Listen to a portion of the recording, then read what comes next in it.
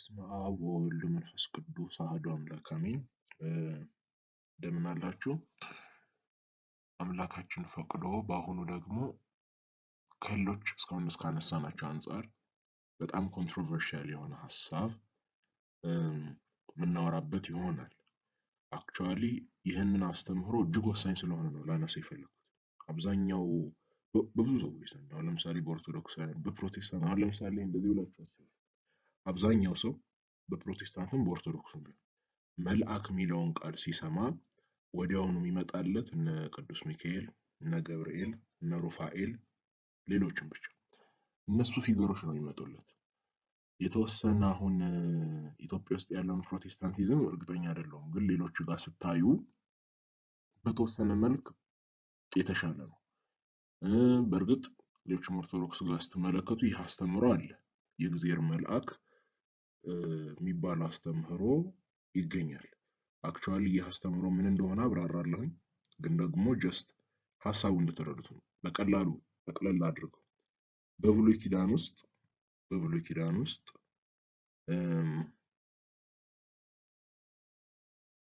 በተደጋጋሚ ብዙ መላእክት አሉ፣ ግን አንድ ስፔሲፊክ ደግሞ የእግዚአብሔር መልአክ እየተባለ በተደጋጋሚ የሚጠራና ከዚያ ግን የትኛውን ፍጡር ማድረግ ማይችላቸውን ነገሮች፣ የትኛውን ፍጡር መናገር ማይችላቸውን ነገሮች የሚናገር የሚያደርግ አንድ መልአክ አለ።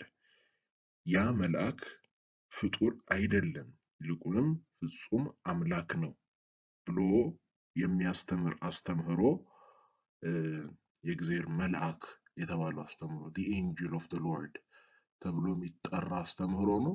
ከዛም ያልፍና ደግሞ ይህ የእግዚአብሔር መልአክ በብሉይ ኪዳን ውስጥ የእግዚአብሔር መልአክ እየተባለ የሚጠራው የእግዚአብሔር ቃል የተባለው አካል ነው። በሌላ አነጋገር ይህ ራሱ መልአክ ነው፣ ሰው የሆነው ልክ ሲወለድ ሰው የሆነውና ኢየሱስ ክርስቶስ ተብሎ የተጠራው አካል በብሉይ ኪዳን ውስጥ ለነ ሙሴ፣ ለነ ያዕቆብ፣ ለነ አጋር የእግዚአብሔር መልአክ ተብሎ የተጠራው አካል ነው የሚል ነው። ስለዚህ ካሁን እንደምትገምቱት አብዛኛው ሰው ግራ ነው የሚጋባው በዚህ አስተምህሮ። ደግሞ አልፈርድባቸውም። በፕሮቴስታንቶችም በኦርቶዶክሳውያንም ዘንድ አልተማርንም ይሄን ነገር፣ በደንብ አልተማርንም ይሄን ነገር። ግን የቤተ ክርስቲያናችን አስተምህሮ ነው። የሁለቱም አብያተ ክርስቲያናት የብዙ ምስጢረ ሥላሴን የሚያምኑ አብያተ ክርስቲያናት በሙሉ በፊታቸው ውስጥ ይሄ አስተምህሮ አለ። ይሄን ደግሞ አሳያችኋለሁ ዛሬ። እንደውም የተወሰኑ ምሳሌዎችን እሰጣችኋለሁ። ይህ አስተምህሮ በመጀመሪያ አልዋሻችሁም፣ እኔም ገና ይሄን ከመስማቴ በፊት የመጀመሪያ ደንግጬ ነበር። እንዴት ነው ሊሆን የሚችለው? እንዴት ነው ኢየሱስ ክርስቶስን መልአክ የምትሉት? እንዴት ነው? ምን አይነት አነጋገር ነው? ከዛ በኋላ ግን መጽሐፍ ቅዱስንና የቤተ ክርስቲያን አባቶችን ነው ቼክ ያደረኩት። አክቹዋሊ መጽሐፍ ቅዱስም በጣም ግልጽ ነው እዚህ ጉዳይ ላይ። የቤተ ክርስቲያን አባቶችም ላስባቸው መችላቸውን አባቶች በሙሉ ቼክ አድርጌያለሁ ጽሁፎቻቸው። ባስልዮስ ዘቂሳርያ በሉኝ፣ ጎርጎርዮስ ዘእንዚናዙ በሉኝ፣ ቅዱስ ሄሬኔዎስ ዘሊዮን በሉኝ፣ ቅዱስ ሂላሪ ዘፖይቲዬ በሉኝ፣ ቅዱስ ኤጲፋኒዮስ የስልማና አባት በሉኝ፣ ሌላ ማን በቃ ልበላችሁ፣ ቅዱስ አትናቴዎስ ዘእስክንድርያ በሉኝ፣ ቅዱስ ቄርሎስ የግብፁ አባት ዘእስክንድርያው የእስክንድርያው ሊቅ። በቤተ ክርስቲያን ውስጥ ልጠሯቸው የምትሏቸው ትላልቅ ሊቃውንት በሙሉ በዚህ ጉዳይ ላይ በሚያወሩ ጊዜ ጌታችን ኢየሱስ ክርስቶስን የእግዚአብሔር መልአክ እያሉ ነው የሚጠሩት። እና ሰብስቤያለሁኝ ሌሎች ጊዜያት ላይ። አሁን ይሄ መግቢያ ነው፣ ጀስት መግቢያ ነው የፈለኩትኝ። ይሄ ግን ወደፊት ብዙ እናወራለን ለብቻቸው። ቅዱስ ጎርጎርዮስ ዘእንዚናዙ ይሄ እግዚአብሔር መልአክ የሚባለው አስተምህሮ ላይ ምን ብሏል? ቅዱስ ጎርጎርዮስ ዘኖሲስ ባስልዮስ ምን ብሏል? ቅዱስ አምብሮስ ምን ብሏል? ቅዱስ ጄሮ ምን ብሏል? ሌሎች ጸሐፊያን ለምሳሌ ቤተክርስቲያን አባቶች ያልሆኑት እነ ጤርቱለስ ምን ብሏል በዚህ ጉዳይ ላይ? እነ ኦሪገን አርጌንስ ምን ብለዋል በዚህ ጉዳይ ላይ? እነ ኖቬሽያን ሌሎችም አባቶች አሉ። ቅዱስ ዮሐንስ አፈወርቅ ራሱ በዚህ ጉዳይ ላይ ተናግሯልና እናያለን። ብቻ በጊዜው ሁሉንም የምናያቸው ይመስለኛል። አንድ በአንድ ሁሉም አባቶች በዚህ ርዕስ ላይ ያነሷቸውን ነጥቦች የምናወራ ይሆናል። ለአሁን ግን እንደ መግቢያ እንዲሆናችሁና አትሊስት የመጀመሪያውን ደረጃ እንድታዩ። ይሄ አስተምህሮ ጀስት ቀልድ አይደለም። ኢትስ ኖት አ ጆክ፣ ቀልድ አይደለም። ይልቁንም እንደ መሰረታዊ ነገር ተመልክታችሁ ልታጠኑት የሚገባ ነው የሚለውን ነገር እንድታዩት ያክል ነው የምሰጣችሁ። እዚህ ውስጥ አልዋሻችሁም፣ ብዙዎቻችሁ ትደነግጣላችሁ። በተለይ አሁን በኢትዮጵያ ኦርቶዶክስ ቤተክርስቲያን ውስጥ ሁለት ትውፊቶች ነው ያሉት። አንደኛው ትውፊት ምንድነው የሚያደርገው? በብሉይ ኪዳን ውስጥ ይህ የእግዚአብሔር መልአክ እየተባለ የተጠራባቸው ጌታችን ኢየሱስ ክርስቶስ የሆነባቸውን ቦታዎች ይወስድና አክቹዋሊ ኢየሱስ ክርስቶስ ነው የሚል ትውፊት አለን። ምሳሌዎች እሰጣቸዋለሁ። ከቅዳሴያችን ውስጥ አለ። ሊትራሊ ቅዳሴያችን ውስጥ ጌታችን ኢየሱስ ክርስቶስ መልአክ የተባለበት ቦታ አለ። ከዛ ቅዱስ ያሬድም አንድ መገምትበት ቦታ አለ። ሞስት ፕሮባብሊ ገና ድጓውን ሙሉ ማግኘት አልቻልኩም ፈልጌ፣ ግን ከወረብ ውስጥ ከሱ ከወጣ ወረብ ውስጥ ያንን የሚመስል አይነት አነጋገር ያለበት ቦታ አለ። ከዛ የቤተክርስቲያን አባቶቻችን አሉ። ሁሉም ነው የምላችሁ፣ ሁላቸውም አላቸው። ከዛ ወደፊት የምናያቸው ነው። ከዛ በተረፈ ግን ሁለተኛው ትውፊት ደግሞ ምንድነው?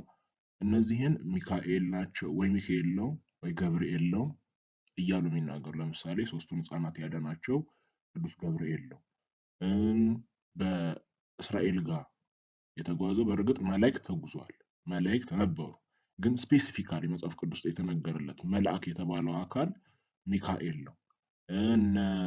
ለሶምሶን የሶምሶን ልደት እንዲናገር ለማኑሄ የተገለጠለት አንዳንዶች ሚካኤል ይላሉ፣ አንዳንዶች ሊኖር እንደዚህ አይነት ትውፊቶች አሉ። በሌላ አነጋገር ፍጡራን የሆኑ መላእክት ናቸው የሚሉ አሉ።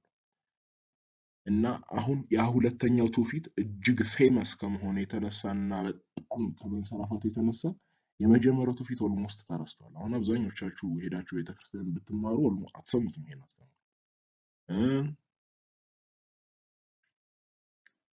ሁለተኛው ትውፊት ነው በጣም ፌመስ የሆነው። ስለዚህ እነዚህን ነገሮች መመልከት ይገባናል። ይሄን ትውፊት መመለስ አለብን። በቃ ወደ ኋላ የለውም። ይሄን ትውፊት መመለስ አለብን። እንድትመለከቱት እዚህ ጋር ስዕሎቹን ካያችሁ አብያተ ክርስቲያናት ናቸው እነዚህን የሳሏቸው። አሁን ከላይ የምታዩትን ተመልከቱ። ሶስቱ ሕፃናት ተብሎ የተገለጸው እዚህ ጋር ይሄ ስዕል ላይ ማለት ነው። ሶስቱ ሕፃናት ላይ እዚህ ጋር ያለው መልአክ ተብሎ የተሳለውን ከላይ ስሙን ተመልከቱ። አይሲ ከዛ ይልና ከዛ ኤክስሲ ይላል። ይሄ ስም ማለት የጌታችን ኢየሱስ ክርስቶስ ስቅለት ስዕሎችን ተመልከቱ። የጌታችን ኢየሱስ ክርስቶስ ያደረጋቸው ወይ ደግሞ እሱ ስዕሉ ያለበትን ሂዱና ተመልከቱ ሲባል ሁል ጊዜ እንደዚህ ይሳላል። አይሲ ከዛ ኤክስሲ ይባላል። የግሪክ ቃል ነው። ኢየሱስ ክርስቶስ ኢየሱስ ክርስቶስ የሚለው ስም ነው አሳጥሮት ማለት ነው። ለዚያ ነው ኤክስሲ ከሚለው ክሪስማስ ሲባል ኤክስማስ እየተባለ የመጣው ከዚህ ፊገር ነው። እና በሌላ አነጋገር ይህች ቤተክርስቲያን ይሄን ስዕል የሳሉት አብያተ ክርስቲያናት እዛ ጋር የተገለጠው መልአክ ኢየሱስ ክርስቶስ ነው ብሎ ነው የሚያምኑት ማለት ነው። ሌሎች ቦታዎችም ቼክ አድርጉ። እዚህ ጋርም አይሲኤክስሲ ተመልከቱት። እዚህ ጋር አይሲኤክስሲ ያለ እዚህ ጋርም ተመልከቱት። የሶስት ሕፃናት አሁንም ስዕል ሌላ ቦታ ላይ ተመልከቱት።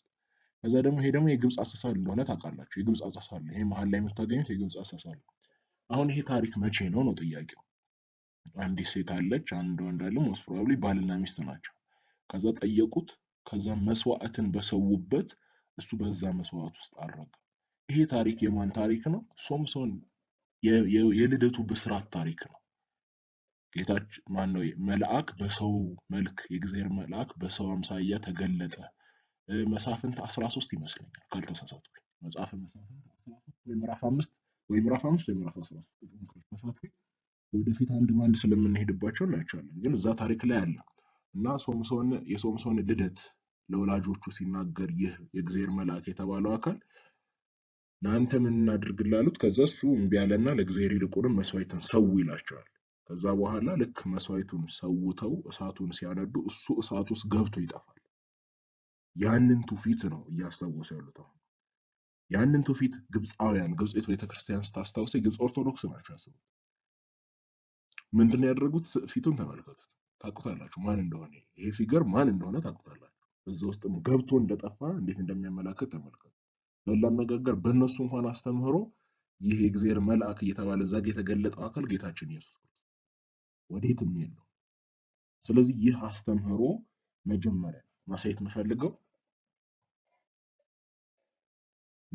እንደ መግቢያ ማሳየት የምፈልገው ይህ አስተምህሮ ሲጀምር ሊሆን ይችላል ወይ? መልአክ የሚለው ቃል አሁን ለጌታችን ለኢየሱስ ክርስቶስ መልአክ ነው ስንል መልአክ ራሱ ምን ማለት ነው? መጀመሪያ ጥያቄያችን ነው። መልአክ ማለት ምን ማለት ነው? መልአክ የሚለው ቃል መጽሐፍ ቅዱስ ስትመለከቱት ሶስት ቋንቋዎች ላሳያችሁ። ግዕዛዊ መጽሐፍ ቅዱስ ቋንቋ ባይሆንም ግን ያው ለኦርቶዶክስ በተለይ ስለሚጠቅማችሁ እሱንም ጨምሬ ያሳያችኋል። በዕብራይስጥ ማላኽ የሚለው ነው። ቃሉን ከአማርኛው ጋር ይመሳሰላል። ማላኽ ቃሉን ተመልከቱት። ወደፊት መጽሐፍ ቅዱስ ጥቅሶቹ ስትዩት ፊገሩ እንድትለዩት ማለት ነው። ማላኽ የሚለው ቃል ማለት ነው። ስለዚህ ይሄኛውን ለዩት። በግሪክ አንጌሎስ የሚል ቃል ነው። በግሪክ አንጌሎስ ነው የምትሉት መልአክ ለማለት። እሱ ምሳሌዎች ይሰጣቸዋል። አንጌሎስ ከዚህ ቃል ነው ኤንጅል የሚለው ቃል የመጣው። ኤንጅል እንግሊዘኛው ኤንጅል የሚለው ቃል የመጣው ከዚህ ቃል ነው። ስለዚህ የግሪኩ ይሄ ነው። በግዕዝ እንደምታውቁት መልአክ ነው። ሊትራሊ መልአክ የሚለው ቃል ነው። ታዲያ በዕብራይስጥ ስትመለከቱ መልአክ የሚለው ቃል ምን ለማለት ያገለግላል? አሁን መጀመሪያ እንድትመለከቱ መላእክት የሚለው ቃል ማላኽ እንደሆነ ተመለከቱ። ይኸው አደራደሩ ራሱ ይሄ መላእክቱን ብዙ ሲሆን ያው አቀማመጡ እንኳን ማስተዋል ትችላላችሁ። ወደኋላ ሄዳችሁ መላእክት ለሚለው ቃል ለማግኘት የምትጠቀሙት ቃል ይሄ ነው። ማላኽ የሚለውን አሁንም ተመሳሳይ መላእክቱ ሁሉ አመስግኑት፣ ሰራዊቱ ሁሉ አመስግኑት ሲል። ስለዚህ እነዚህ ምሳሌዎች አሉ። አሁን ግን አክቹዋል ትርጉሙን እንመልከተው። መጽሐፍ ቅዱስ ተመልከቱ። የአሞንም ልጆች ንጉስ የዮፍታሔን መልእክተኞች እስራኤል ከግብጽ በወጣ ጊዜ ከአርኖን ጀምሮ እስከ ያቦቅና እስከ ዮርዳኖስ ድረስ ምድሬን ስለወሰደ ነው፣ አሁንም በሰላም መልሱልኝ ብሎ መለሳቸው። የዮፍታሔን መልእክተኞች የሚለው ቃል ዕብራይስጡ ምንድነው? ማላኤኽ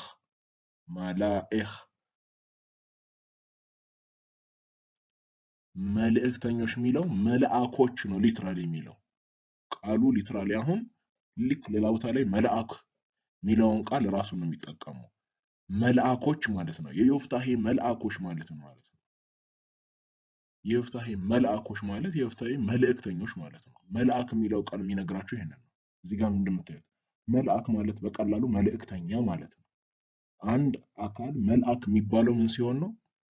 ሲላክ በቃ እኔ ለምሳሌ አንድ ወዳጄን ከላኩት እሱ የኔ መልአኬ ነው፣ የኔ መልእክተኛዬ ነው። ቃሉ በቃ ይሄን ነው እንጂ ለምንም ትርጉም የለውም።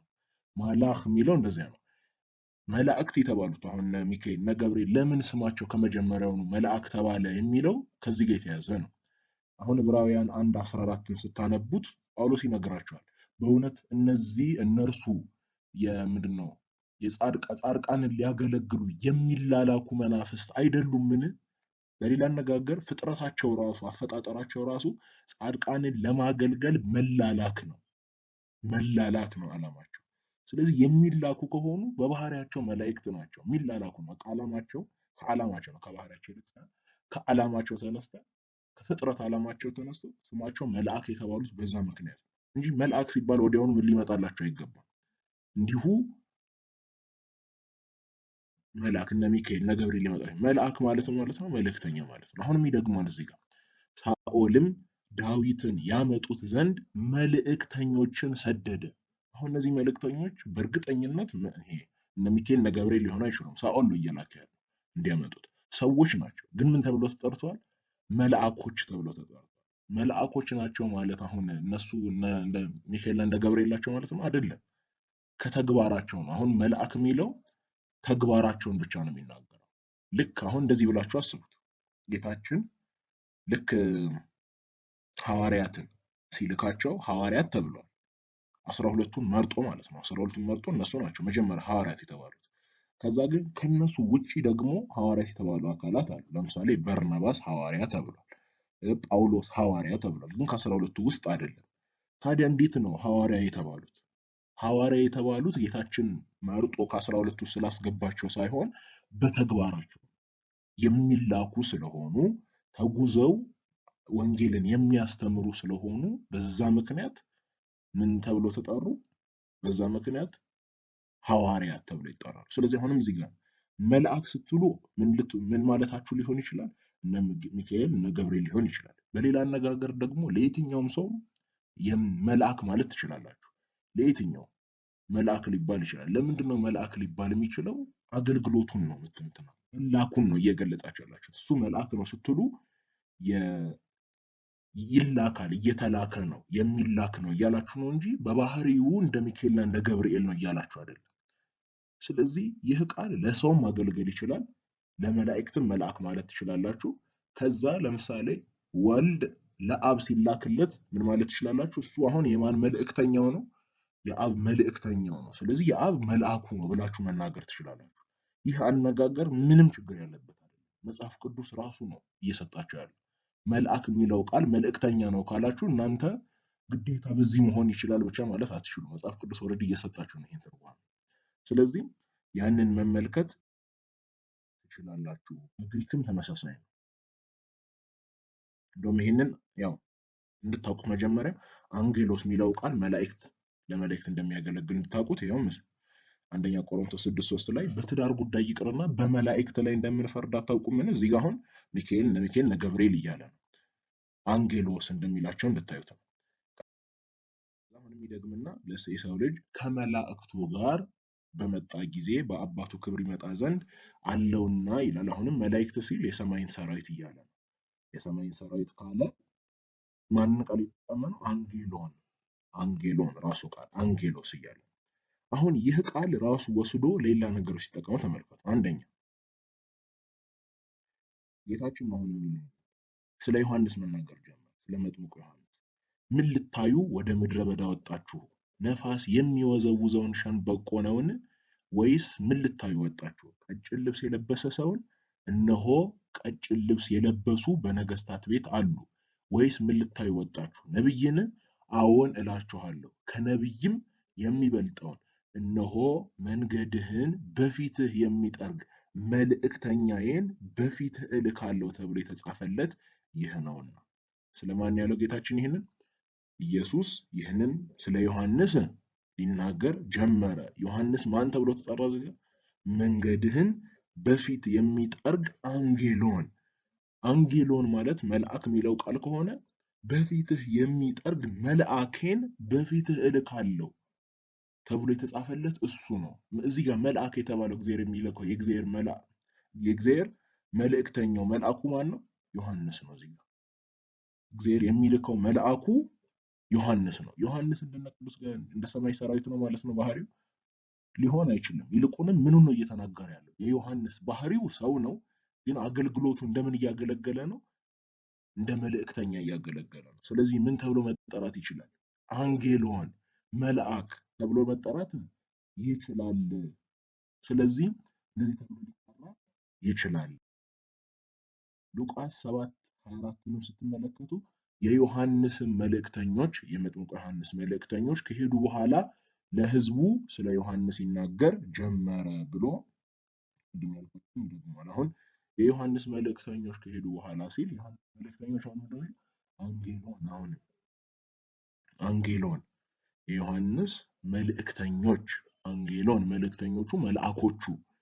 በሌላ አነጋገር ምን ማለት ነው? የዮሐንስ መልአኮቹ በሄዱ ጊዜ ያን ጊዜ ከህዝቡ ስለ ዮሐንስ መናገር ጀመረ። አሁንም ተመሳሳይ ምሳሌ ማለት ነው።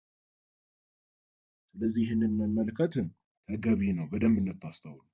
ሶስተኛ ምሳሌ የሚሰጣችሁ ከግዕዝ ነው። ከግዕዙ መጽሐፍ ቅዱስ ውስጥስ እንደዚህ አይነት አጠቃቀም አለ? ይሄ እንደውም ስራው ቀላል ነው። ዘሁልቁን እንመልከተው። ዘሁልቁ 20:14 ስትመለከቱ ወፈነወ ሙሴ መላእክተ እምቃዴስ ሀበ ንጉሰ ኤዶም እንዘ ይብል ከመዝ ይቤ እሁከ እስራኤል ለሊከ ተአምር ኩሎ ህማመ ዘረከበነ። ሙሴ ከቃዴስ ወደ ንጉሰ ኤዶም መላእክትን ላከ። ምን ማለት ነው? መላእክት አሁን በዚያው ሙሴ ወደ ኤዶም ንጉስ እሱ ከቃዴስ ነው ያለው። ከቃዴስ ወደ ኤዶም ንጉስ መላእክቱን ላከ። የሙሴ መላእክት ማለት እና ኢሳይያስ ሊሆን አይችልም። ይልቁንም ምን እያለ ነው? ሙሴ መልእክተኞችን ላከ። መልአክ ማለት መልእክተኛ ማለት ነው የሚለው ከዚህ ነው። ግልጽ ነው። የግዕዝ ሊቃውንት እንኳን ይህንን ሐሳብ በደንብ ተረድተዋል። ሚልክያስ 3:1ን ስንመለከት ደግሞ ጌታችን የሚጠቅሰው ጥቅስ ነው። በነገራችን ላይ ማቴዎስ 16:27 ላይ ነው ወይ 11 ላይ ማቴዎስ 11 ላይ ይመስለኛል። እዛ ጋር ጥቅሱን ካስተስተኩት እንግዲህ እናንተ አርሙኝ። ስለዚህ ሚልክያስ 3:1ን ነው የሚጠቅሰው። ማርቆስም ይጠቅሰዋል። አራቱ ወንጌላት አይደለም፣ ሶስቱ ወንጌላት ከዮሐንስ በቀር ያሉት ሶስቱም ይጠቅሱታል ይሄንን ጥቅስ። ለማን ነው ይላሉ? ለዮሐንስ ነው ይላሉ። ናሁ አነ እፌኑ መልአኬ ዘይጸይህ ፍኖትየ ቅድመ ገጽ።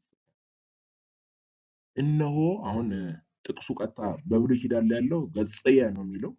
ከዛ እና ጌታችን ሲጠቀሙት ደግሞ በቅድመ ገጽከ ብለው የተረጎሙት። ስለዚህ እነሆ መልአኬን በፊትህ እልካለሁ፣ መንገዴን በፊቴ የሚጠርግ መልአኬን በፊትህ እልካለሁ። መልአክ የተባለው አሁን እዚህ ጋር ማን ነው? ዮሐንስ ነው። ዮሐንስ ነው መንገዱን የጠረገ በእግዚአብሔር ቀድሞ የሚመጣ።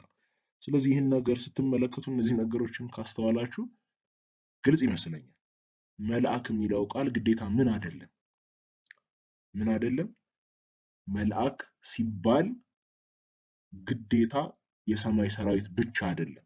ይልቁን የትኛውም አካል ስለ ባህሪ አይደለም። ልክ መልአክ ሲባል ባህሪው ፍጡር ነው አትበሉ። ስለ ባህሪ አይደለም እያወራን ያለው፣ ስለ አገልግሎቱ ነው። ባህሪው ሰው ሆኖ እንደ መልአክ ማገልገል ይችላል። ለምን? መልእክተኛ ከሆነ መልአክ ነው። አገልግሎቱ ነው የሚወስነው፣ ስለ ባህሪው አይደለም። መልአክ ሆኖ በባህሪው ደግሞ ምን መሆን ይችላል? በአገልግሎቱ መልአክ ነው። ለምን? እንደምን እያደረገ ነው የሚያገለግለው? እየተላላከ ያገለግላል። ባህሪው አምላክ ሆኖም መልአክ መባል የሚችል አለ። ለምሳሌ ወልድ በአብ ይላካል፣ መንፈስ ቅዱስ በአብም በወልድም ይላካል። ስለዚህ ወልድ የእግዚአብሔር አብ ምኑ ሊባል ይችላል? መልአኩ ተብሎ ሊጠራ ይችላል። መንፈስ ቅዱስም ደግሞ አሁንም የማን መልአክ ተብሎ ሊጠራ ይችላል? የአብም መልአክ የወልድም መልአክ ተብሎ ሊጠራ ይችላል። ለምን? እሱ መልእክተኛቸው ነው። ስለዚህ ባህሪን አይደለም አይመለከትም። መልአክ ሲል ባህሪን አይምሯችሁ አውጡት። ይሄ ደግሞ በእኔ ብቻ አይደለም እኔ አይደለም ፈጥሬ የተናገርኩት። ሌሎች አብያተ ክርስቲያን አባቶች ሲሉት አለ፣ ወደፊት የምናያቸው ነው። ስለዚህ እነዚህ ነገሮች በደንብ እንድትይዙልኝ። በመጨረሻ አይደለም አንድ ሁለት ይቀረናል፣ ግን ጌታችን ኢየሱስ ክርስቶስ መልአክ ሊባል ይችላል ወይ? አሁን ተረጉም ነው፣ ኦሬዲ ተረጉም ነው። ሚላክ አካል ምን ይባላል? መልአክ ተብሎ ሊጠራ ይችላል። በዛ ሴንስ መልእክተኛ እንደማለት ነው። መልአክ ስላችሁ አሁን መልእክተኛ ማለት ነው። ስለዚህ በዚህ ሴንስ ኢየሱስ ክርስቶስ መልአክ ተብሎ ሊጠራ ይችላል ወይ? መልሱ አዎ ነው። ለምን? በሐዲስ ኪዳን በተደጋጋሚ ምስና ሲያግ እናገኛለን። እነሆ ዓለም በልጁ እንዲድን ነው እንጂ በዓለም እንዲፈርድ እግዚአብሔር ወደ ዓለም አላከውም። እግዚአብሔር ማንን ልኮታል? ወደ ወልድ ልኮታል። የላከው ግን ምን እንዲያደርግ ነው? እንዲያድን እንጂ ምን እንዲያደርግ አይደለም፣ እንዲፈርድ አይደለም ብሎ ይናገራል። አሁን እዚህ ጋር ቃሉ አፒስቴሌን ነው የሚለው። እዚህ ጋር ቃሉ አፖስቶሎ ነው። አፖስትል የሚባሉት ሐዋርያ የሚባሉት አሁን ከዚህ ቃል ላይ መጣ። ሐዋርያ የሚለው ቃል የመጣው ከዚህ ቃል ነው። ግን ጌታችን ምን እየተባለ ይጠራ ነው? አብ እርሱን ልኮታል። በለመጋገር እሱ የአብ ምኑ ነው? ሐዋርያው ነው ማለት ነው። ሐዋርያውን ተብሎ መጠራት ይችላል ማለት ነው። ቃሉ ግሪክ ቃሉ ኦልሬዲ ተጠቅሞታል ዮሐንስ። ምን እንደምታደርጉት አይታወቅም። እንግዲህ ማንም ምንም ሊያደርገው አይችልም። ስለዚህ ሐዋርያው ነው፣ መልእክተኛው ነው። ደግሞ ዮሐንስ ማን ነው ካልተሳሳትኩኝ፣ ኤፍሬም ሶርያዊም እንደዛ ይላል። ሐዋርያው ነው፣ ወደ ምድር የአብን መልእክት ይዞ የመጣ የእሱ ሐዋርያው ነው ብሎ ሁሉ ጠርቶታል። ስለዚህ እንደዚህ አለ ተደጋጋሚ ጌታችን እንዲህ አላቸው፣ እኔስ የመብል የላከኝን ፈቃድ አደርግ ዘንድ ነው። አሁን ደግሞ እኔ ከራሴ አንዳች ላደርግ አይቻለኝም፣ እንደሰማው ፈርዳለሁ፣ ፍርዴም ቅን ነው። የላከኝን ፈቃድ እንጂ ፈቃዴን አልሻምና። ስለዚህ እኔ መልእክተኛው ነኝ እያለ ነው። የአብ እኔ መልእክተኛው ነኝ የምላክለት ነኝ። ስለዚህ ምን እያልን ነው አነጋገር እኔ ለእርሱ ምኑ ነኝ መልአኩ ነኝ በአሁን በትርጉማችን። ስለዚህ በዚህ መንገድ ሁሉ የእግዚአብሔር መልአክ ሊባል እንደሚችል መገመት ትችላላችሁ። የእግዚአብሔር መልአክ እንደሆነ ራሱ ማወቅ ትችላላችሁ። ከዛ በተጨማሪ ግን ቤተክርስቲያኒቷ ለረጅም ጊዜ የምትጠቀመው መጽሐፍ ቅዱስ ላይ ቃል በቃል ጌታችን ኢየሱስ ክርስቶስ የእግዚአብሔር መልአክ ተብሎ የተጠራበት ቦታ አለ። ይህ ደግሞ ኢሳይያስ 9:6 ነው። ኢሳይያስ 9:6 በዕብራይስጡ ስትመለከቱ እንደዚህ ይላል። ዕብራይስጡ ሕፃን ተወልዶልናልና ወንድ ልጅም ተሰጥቶናልና አለቅነትም በጫንቃው ላይ ይሆናል፣ ስሙም ድንቅ መካር፣ ኃያል አምላክ፣ የዘላለም አባት፣ የሰላም አለቃ ተብሎ ይጠራል። በእነዚህ ስሞች ይህ ሕፃን ይጠራል። ይህንን ትንቢት ምስጢረ ሥላሴን የሚያምኑ በሙሉ ማን ነው ይላሉ? ኢየሱስ ክርስቶስ ነው። ስለ መሲሁ ነው የተናገረው። ደግሞ አይሁዳውያንም የሚያምኑ አሉ፣ በደንብ ያንን የተናገሩ አሉ። አዎ መሲሁ በዚህ ይህ ጥቅስ ስለማን ነው? ስለ መሲሁ። ከዛ በኋላ ግን ምን ተደረገ? ዕብራይስጡ ነበረ። ከዛ ግን ወደ ግሪክ ተተረጎመ። ሊቃውንቱ ሰባ ሊቃውንት የሚባሉት ወደ ግሪክ ተረጎሙት። አብዛኛው ቤተክርስቲያናችንን በትውፊት ካያችሁ ወደኋላ ሄዳችሁ ካያችሁ በብዛት የሚጠቀሙት ሰባ ሊቃውንትን ነው፣ የግሪኩን ማለት ነው። የግሪኩ ግን አይሁዳውያን ይህንን ጥቅስ ተረድተውታል። ሌላ ጊዜ በደንብ አብራራላችኋለሁ። ግን ይህ ጥቅስ ይዘቱን ተረድተውታል። በጣም ከባድ የሆነ ይዘት ነው ያለው። ስለዚህ ጠቀለሉት አንድ ላይ ስሙን ድንቅ መካር፣ ኃያል አምላክ፣ የዘላለም አባት፣ የሰላም አለቃ የሚለው እንዳለ ወደ አንድ ስም ጠቀለሉት። ማን ብለው ጠሩት? ሰባ ሊቃውንቱ ሲተረጎሙት እንደዚህ ነው ያሉት። ሕፃን ተወልዶልናልና ወንድ ልጅም ተሰጥቶናልና አለቅነትም በጫንቃው ላይ ይሆናል፣ ስሙም የታላቁ ምክር መልአክ ይባላል። ገደሉት ማለት ነው ጉዳዩ። በሌላ አነጋገር ለነዚያ አይሁዳውያን ይሄን ለጻፉት አይሁዳውያን ቤተክርስቲያኑ ተቀብሏለች። ለዚህ ትርጓሜ ምንድነው ያሉት? በብሉይ ኪዳን የምታውቁት የታላቁ ምክር የእግዚአብሔር መልአኩ ይሄ የሚወለደው ሕፃን ነው። ነገሩ ግልጽ ይመስለኛል። ከዚህ በላይ ምንም እንከራከርበት የሚነሳ ጉዳይ አለ ብዬ ተስፋ አላደርግም። አሁን ይህንን ከተመለከታችሁ በኋላ አብዛኛው አሁን ሴንስ ይሰጣል። በደንብ አስተውሉኛል። ይህን አስተምሮ መረዳት ብሉይ ኪዳን ህይወት እንዲኖረው ነው። ብሉይ ኪዳንን ህይወት ነው የሚዘራበት። አሁን መናፍቃንን ከተመለከታችኋቸው ምስጢረ ሥላሴ ለመካድ የሚሞክሩ ሰዎች ካያችኋቸው እነዚህን ጥቅሶች አሁን ወደፊት ማነሳቸው ጥቅሶች እነዚህን ጥቅሶች ሲያጣምሟቸው ሲያሽከረክሯቸው ነው። እውነቱን ለመናገር የእግዚአብሔር መልአክ የእግዚአብሔር መልአክ አምላክ እንደሆነ ማመን ማትችሉ ከሆነ ጥቅሶቹን ስታጣምሟቸው ነው። እንደፈለጋችሁ ብታደርጉት አይመጣም። ለምሳሌ ግን ምስጢረ ሥላሴን አሁን የሚያምን ሰው ግን ሙሉ ለሙሉ ሲን ይሰጣል። አሁን የእግዚአብሔር መልአክ ኢየሱስ ክርስቶስ እንደሆነ አምላክ እንደሆነ የሚያይ ሰው ብሉይ ኪዳን ልክ እንደ ሐዲስ ኪዳን አድርጎ ምስጢረ ሥላሴን እንደሚያስተምር ታያላችሁ። ይህ ነገር ግልጽ ሲሆንላችሁ ለምሳሌ ልስጣችሁ። መጀመሪያ የአጋር ታሪክ ላይ ሳራ ያባረረቻት ሴት ማለት ነው፣ የእስማኤል እናት። አሁን እሷ ወደ ምድረ በዳ ትሄድና የእግዚአብሔር መልአክ ተገናኛት ይላል። የተገናኛት የእግዚአብሔር መልአክ ነው ቃል በቃል የሚለው። ከዛ በኋላ ግን እንዲህ ይላታል፣ እነሆ ዘርሽን እኔ ያበዛዋለሁ፣ ልጅ እሰጥሻለሁ፣ ዘርሽን እኔ እንዲበዛ አደርገዋለሁ። መልአክ እንዴት ነው እንደዛ ብሎ የሚናገረው? ለምንድን ነው መልአክ ደፍሮ እግዚአብሔር እንዲህ ይላል አይደለም ያለው? አሁን ነቢያት ለና መላእክት ሲናገሩ ራሱ እግዚአብሔር እንዲህ ይላል እንዲህ ብሎሃል ነው የሚለው። ግን ይሄ መልአክ ግን ይመጣና እኔ ዘርሽን አበዛዋለሁ ብሎ ይናገራል። ከዛ ይቀጥልና ደግሞ ሙሴ ሲያብራራው እንደሚል ታውቃላችሁ። የእግዚአብሔር መልአክ ነው መጥቶ ፊት ለፊት አጋርን እያወራት ያለው። በዛ መጨረሻ ላይ ሙሴ ያንን ክፍል ሲዘጋው ምን ይላል? አጋርም ሲነጋገራት የነበረውን እግዚአብሔርን ከሷ ጋር ሲነጋገር የነበረውን እግዚአብሔርን ኤልሮኢ ብላ ጠራችው። በእውነት እኔ እንዴት እሱን አይቼ ፊት ለፊት እንዴት እሱን አይቼ በህይወት ኖርኩ ማለት ነው። ዘፍጥረት 16 ነው ለራሳችሁ። የእግዚአብሔር መልአክ መጣ ካለ በኋላ ከዛ እንዴት ነው ሙሴ ከሷ ጋር ሲነጋገር የነበረውን እግዚአብሔር ብሎ የሚናገር? የእግዚአብሔር መልአክን እግዚአብሔር ብሎ መጥራት ለዛውም ያህዌ ብሎ ነው የጠራው። የእግዚአብሔር ልጁ ስሙ ማለት ነው። ማንም አይጠራበት ሌላ። እሱን እንደዛ ብሎ ጠራው። እንዴት ነው ይሄ መልአክ ፍጡር ከሆነ ይሄ ሴንስ የሚሰጠው? ሌላ ቦታ ላይ ደግሞ ያዕቆብ አለ። ያዕቆብ በሎዛ ላይ አሁን ያዕቆብ ከቤርሳቤ እየተባለ የሚዘመረው መዝሙር እሱ ታሪክ ነው። ይተኛል። ከዛ በኋላ እግዚአብሔርን ይመለከተዋል። ከዛ ለእግዚአብሔር ስዕለትን ይሳላል። ለእግዚአብሔር ስዕለትን ይሳላል። በእውነት ከክፉ ነገር ሁሉ ብትጠብቀኝ፣ በህይወቴ በሙሉ አንተ ከኔ ጋር ብትሆን ይህን ቦታ መጥቼ እቀድሳለሁ ብሎ ስዕለትን ይሳላል። አሁን በደንብ አስተውሉ።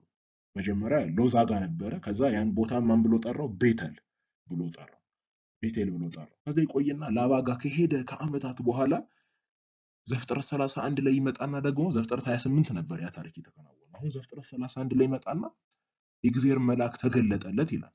በደንብ አስተውሉ። አሁን የእግዚአብሔር መልአክ ተገልጦ የሚለው ለያዕቆብ ተገለጠለት።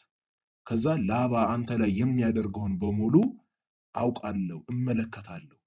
እነሆ እኔ በቤተል የተሳልክልኝ የቤቴል አምላክ እኔ ነኝ ብሎ ይነግረዋል። ምን ማለት ነው? እንዴት ነው አንድ መልአክ እዛ በሎዛ ያየኸኝ ተኝተህ ከመሰላሉ ላይ ያየኸኝና የተሳልክልኝ የቤተል አምላክ እኔ ነኝ፣ ስዕለት የተሳልከው ለእኔ ነው ብሎ የሚናገረው? እንዴት ነው አሁን ይሄን ሴንስ የሚሰጠው? አሁን ይሄ መልአክ ፍጡር ነው ብሎ የሚያምን ሰው እንዴት ነው ይሄንን የሚያምነው? ከዛ ይቀጥላል። ቀጣይ አንድ ጊዜ ደግሞ ዘፍጥረት 32 ላይ ካልተሳሳትኩኝ ያዕቆብ ለመጀመሪያ ጊዜ እስራኤል ተብሎ የተጠራበት ታሪክ ማለት ነው። በሌሊት ከአንድ ሰው ጋር ይታገላል። ከዛ በኋላ መጨረሻ ላይ ምን ይላል? ካልባረከኝ አልለቅህም ካለ በኋላ ያ ሰውዬ ስምህ ከዚህ በኋላ ያዕቆብ አይባልም እስራኤል ትባላለህ፣ ከእግዚአብሔርና ከሰው ጋር ታግለህ አሸንፈሃልና ይለዋል። ከእግዚአብሔር ጋርም ነው የታገለው ማለት ነው እዚህ። ከዛ በኋላ መጨረሻ ላይ ያ ሰውዬ ከሱ ጋር የታገለው አካል እግዚአብሔር እንደሆነ እርግጠኛ የምትሆኑት ምን ላይ ነው? መጨረሻ ላይ ምን ይላል? ያዕቆብ ስሙን ጵንኤል ብሎ ጠራው ያን ቦታ። ለምንድን ነው ጵንኤል ብሎ የጠራው? የእግዚአብሔርን ፊቱን ከሱ ጋር ፊት ለፊት ተያይቼ አልሞትኩም። በሌላ አነጋገር በሙሉ ያየው አካል ማን ነው? እግዚአብሔር ነው ማለት ነው። ፊት ለፊት ከሱ ጋር ተያይቼ ግን ምን አላረኩም? አልሞትኩም። ስለዚህ ይሄን ቦታ ጵንኤል ብሎ ጠራዋለሁ አለ። እግዚአብሔር እንደሆነ ግልጽ ነው። እዚህ የተገለጠለት አካል ነው የታገለው አካል እግዚአብሔር እንደሆነ ግልጽ ነው። ምንም ጥያቄ የለው ነገር ነው። ከዛ ግን ሆሴዕ ይመጣና ሆሴዕ የተባለው ነብይ ከታናናሽ ነቢያት ደቅ ነቢያት የሚባሉት ነው። ሆሴዕ ይመጣና ደግሞ የያዕቆብን ታሪክ ወደኋላ ያስታውሳል። ትንቢተ ሆሴዕ ላይ አለ። ወደኋላ ታሪኩን ያስታውስና ምን ይላል? እነሆ በሎዛ ተገናኘው፣ ከዛም ደግሞ ያዕቆብ መልአኩን ታግሎ አሸነፈው ይላል። ሊያብራራልኝ የሚችል ሰው አለ? እንዴት ነው ቃል በቃል ያዕቆብ እግዚአብሔርን ነው ያየሁት ካለ በኋላ ሆሴዕ ደግሞ መጥቶ የታገለው መልአኩን ነው ብሎ የሚናገር? ሙሉ ለሙሉ ይህ መልአክ ፍጡር እንደሆነ ለሚያምን ሰው መጽሐፍ ቅዱስን ቦጭቆ ከየት እንደሚያደርገው እንኳን ማወቅ አይቻልም። ይህንን አስተምህሮ ለሚያምን ሰው ግን ሁሉ ነገር ሴንስ ይሰጣል።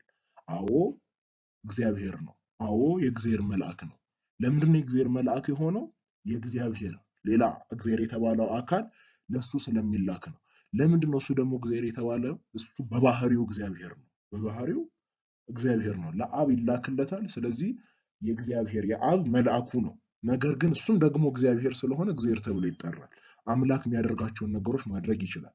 የማኑሄ ታሪክ ላይ አሁን የሶምሶን አባት ማለት ነው። እሱ ታሪክ ላይ አሁን መጨረሻ ላይ ልክ መስዋዕቱን ከቀረበና ካረገ በኋላ ያን ጊዜ ልክ ገብቶ ሲያርግ ማኑሄ ይደነግጣል። ልክ ያየውና አሁን የእግዚአብሔር መልአክ እንደሆነ አወቀ ይላል ጥቅሱ ራሱ። አሁን ልክ እንደዛ ሲያደርግ ያንን ድንቅ ስለሆነ አይቶ የእግዚአብሔር መልአክ እንደሆነ አወቀ። ከዚያ በኋላ ምን ይላል? ከዛ ወደ ቤቱ ገባና እግዚአብሔር መልአክ እንደሆነ አወቀ ይላል። ከዛ ወደ ቤቱ ገባና እግዚአብሔርን አይተን እንዴት ነው ያልሞትን ይላል። ቆይ የመጣ የእግዚአብሔር መልአክ አይደል እንዴ? ያው የእግዚአብሔር መልአክ እንደሆነ አወቅ። ታዲያ ካወቅ በኋላ እንዴት ነው የእግዚአብሔር መልአክ እግዚአብሔር ብለህ መጣው? ገብቷችኋል መሰለኝ ሐሳቡ። ስለዚህ ብሉይ ኪዳንን ሴንስ የሚሰጠው በዚያ ነው። ይህ እንድትረዱ ነው። ደግሞ የሚገርመው ነገር ይህንን አስተምህሮ ስለሚያምኑ ነው የቤተክርስቲያን አባቶች እነዚህን ጥቅሶች ማየት የቻሉ። አሁን በደንብ አስተውሉ። ለምሳሌ የተወሰኑ ምሳሌዎችን ልስጣችሁ። ዘፍጥረት 16ን ስታነቡ የአጋር ታሪክ አለ። የእግዚአብሔር መልአክም ዘርሽን እጅግ አበዛዋለሁ ከብዛቱም የተነሳ አይቆጠርም አላት። እርሷም ይናገራት የነበረውን የእግዚአብሔርን ስም ኤልሮኢ ብላ ጠራች። የሚያየኝን በእውኑ እዚህ ደግሞ አየሁትን ብላለችና ብሎ ይናገራል። ይህንን ቅዱስ ሂለሪ የሚባል አባት አለን። አሁን እኛ እናሳዝናለን። እስካሁን ድረስ ስዕል አላየሁም። እኛ ይሳለሁ ቅዱስ ሂለሪ ይባላል። ከነ አትናቴዎስ ደረጃ የሚቀመጡበት በእነ አትናቴዎስ ዘመን ልክ እነሱም ሲሰደዱ አብሮ የተሰደደ ምስጢረ ሥላሴ አማኝ ነው። ከዛ ኖቬሽያን ይባላል። ኋላ የተወሰነ የአመፅ ታሪክ ነበረበት፣ ግን ጽሁፎቹ ተጠብቀዋል። አባት ላይባል ይችላል። እነዚህ ሁለቱ አባቶች ዘፍጥረት 16 ይሄውና እዚህ ጋር ያለው ኢየሱስ ክርስቶስ ነው፣ ይሄ እግዚአብሔር መልአክ ኢየሱስ ክርስቶስ ነው ብሎ ተናግረዋል። የቤተ ክርስቲያን አባቶች ናቸው እንደዚህ እያሉ ያሉት። ወደፊት አንድ ባንድ እናያቸዋለን። ሌሎችን ተመልከቱ። ዘፍጥረት 48 ላይ ደግሞ የያዕቆብ ታሪክ አለ። ያዕቆብና ዮሴፍ ታሪክ። ዮሴፍ ሁለት ልጆች አሉት። ከዛ በኋላ ሁለት ልጆቹን አመጣለት ወደ ያዕቆብ ሊባርካቸው ማለት ነው። እንደውም እጁን አመሳቅሎ በመስቀል አምሳል አድርጎ ሁለቱን ባረካቸው ይላል። ከዛ ግን የሚናገረውን አስተውሉ። የሚናገረው ነገር የእግዚአብሔር መልአክ ፍጡር ከሆነ ሴንስ አይሰጥም ነው የምላችሁ። ሚለውን ተመልከቱ። አባቶቼ አብርሃምና ይስሐቅ በፊቱ የሄዱለት እርሱ እግዚአብሔር አንድ በሉ። ከታናሽነቴ ጀምሮ እስከ ዛሬ ድረስ የመገበኝ እግዚአብሔር፣ ከክፉ ነገር ሁሉ ያዳነኝ መልአክ እነዚህን ብላቴኖች ይባርክ። ሶሎሽ ላይ የተናገረውን አነጋገር እርሱ እነዚህን አንደኛ ያለውን እናስተውል። ይባርክ ነው ያለው። ይባርኩ እንኳን አላለ። ይባርክ፣ እሱ ይባርክ።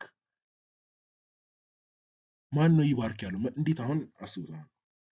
ፍጡር ከሆነ ይሄ መልአክ እግዚአብሔር አለ መጀመሪያ ኮረጅ ጠርቶታል እግዚአብሔር።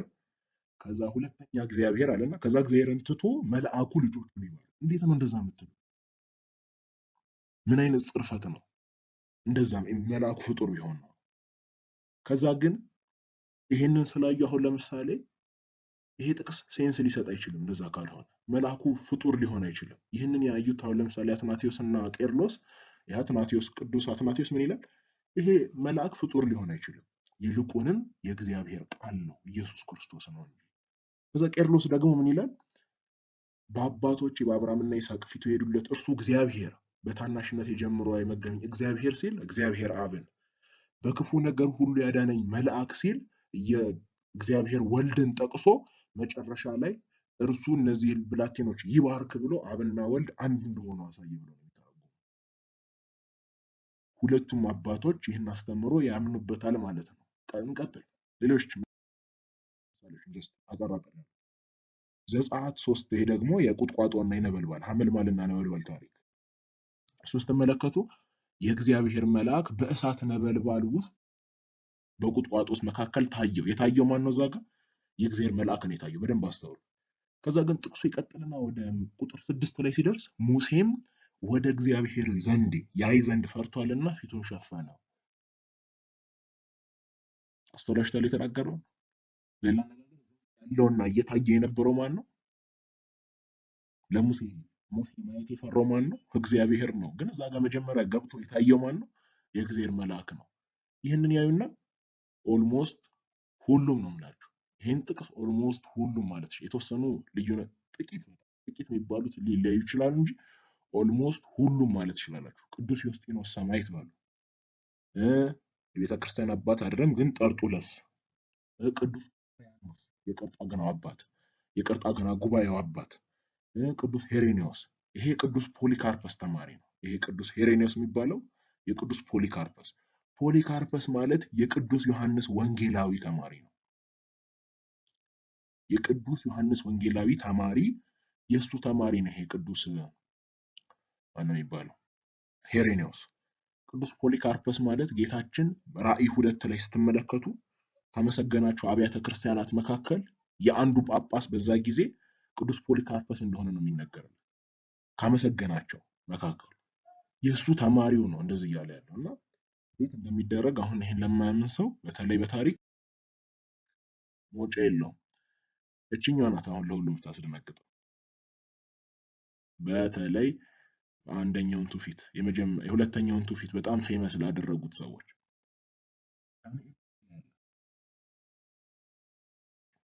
ሶስቱ ህፃናት ሚድራቅ ማን ናቸው? አናንያ፣ አዛርያና ሚሳኤል ማለት ነው። ሶስቱ ወደ እሳቱ ተጣሉ። ከዛ ዳኑ። ልክ እሳቱ ሲያይ ናቡከደነጾር እንዲህ አለ፣ እነሆ እኔ የተፈቱ በእሳቱም መካከል የሚመላለሱ 4 ሰዎች አያለው፣ ምንም አላቆሰላቸውም፣ የአራተኛው መልክ የአምላክን ልጅ ይመስላል ብሎ መለሰ። አሁን ይህንን ጥቅስ ያው ገብርኤል ነው አብዛኛው የሚለው። አብዛኛው ትውፊታችን አሁን አንደኛው ትውፊት ገብርኤል ነው ብሎ ነው የሚያስቀምጠው። ይሄኛው ትውፊት ግን ነው ገብርኤል አይደለም የሚለው።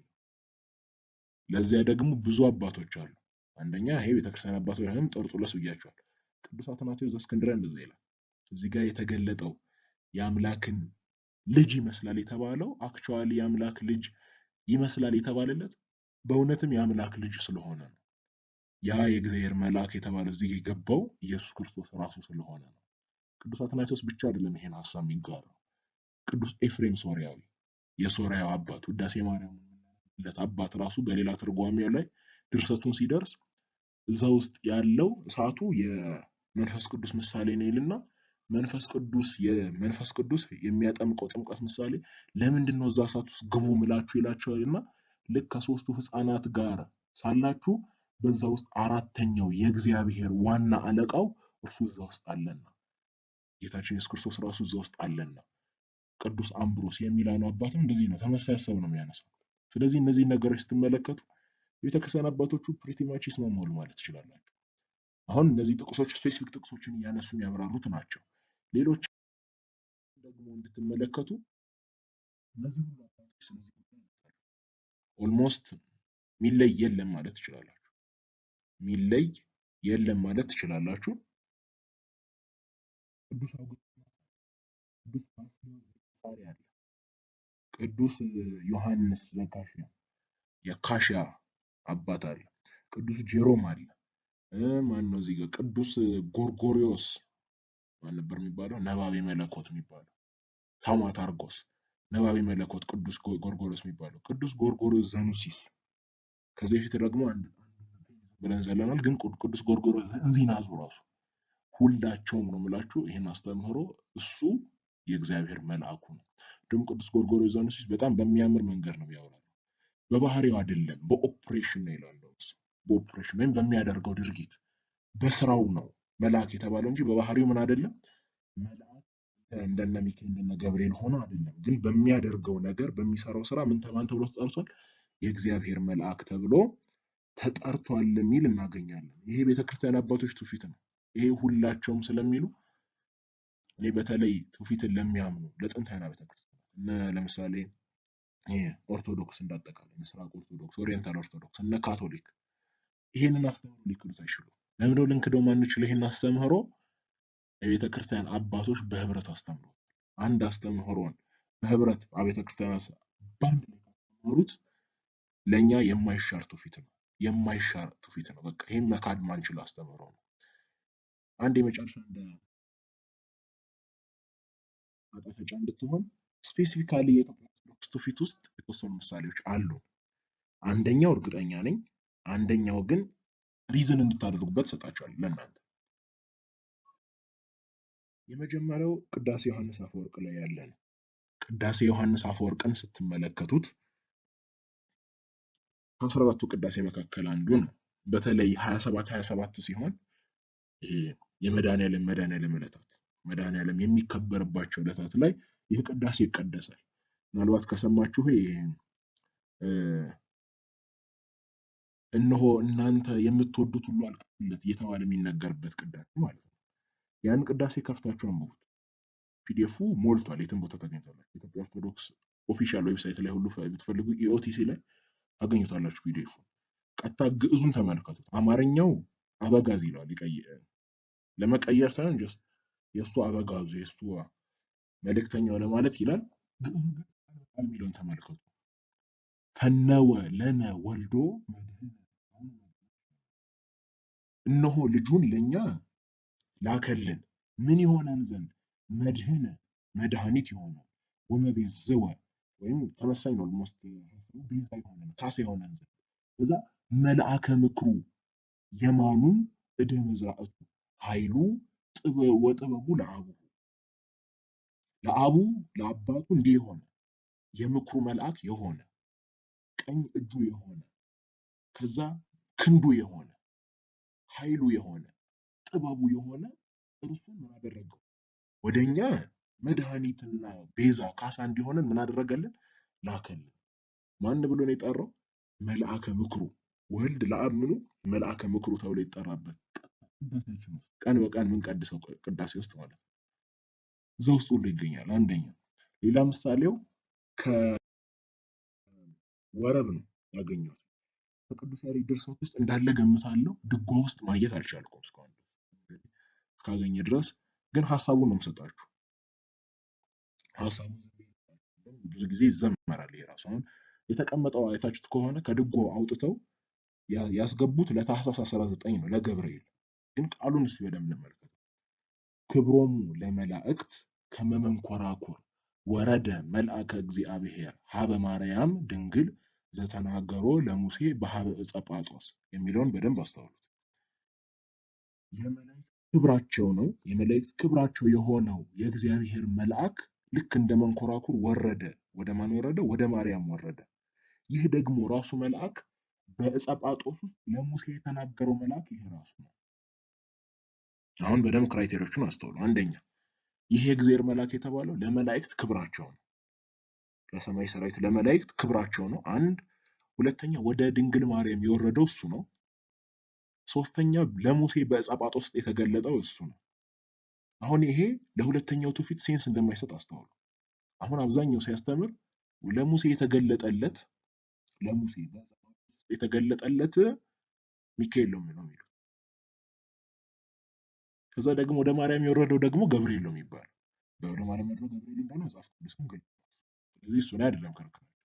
ግን ራሱ መልአክ ሆኖ ወደ ማርያምም የወረደ ለሙሴ ደግሞ በዕፀ ጳጦስ ውስጥ የተገለጠ ማን ነው? ደግሞ ለመላእክት ክብራቸው ተብሎ የተጠራ ማን ነው? ሚካኤል ለመላእክት ክብራቸው ተብሎ ሲጠራ አላገኘው። ክብራቸው ተብሎ ሲጠራ አላገኘው። ከዛ ግን ገብርኤል ከሆነ እሱ ለሙሴ አልተገለጠም። ሚካኤል ነው ካላችሁ እዚህ ጋር ደግሞ እሱ አይደለም ወደ ማርያም ድንግል የወረደው። ታዲያ ማን ነው እዚህ ጋር ሊሆን የሚችለው? አሁን በዚያ እስቲ በመጀመሪያው ትውፊት ደግሞ ቼክ አድርጉት። ጌታችን ኢየሱስ ክርስቶስ እንደሆነ የመላእክት ክብራቸው ነው? አዎ ክብራቸው ነው። የመላእክት ክብራቸው ነው። አንድ ከዚያስ ወደ ማርያም ድንግል የወረደው እሱ ነው? አዎን ነው። ሶስተኛ ለሙሴ በዕፀ ጳጦስ የተገለጠው እሱ ነው? አዎን ነው። ስለዚህ ይህ ወረብ ስትመለከቱ የበለጠ ፊት የሚያደርገው ፊገር ኢየሱስ ክርስቶስ ወልድን ነው።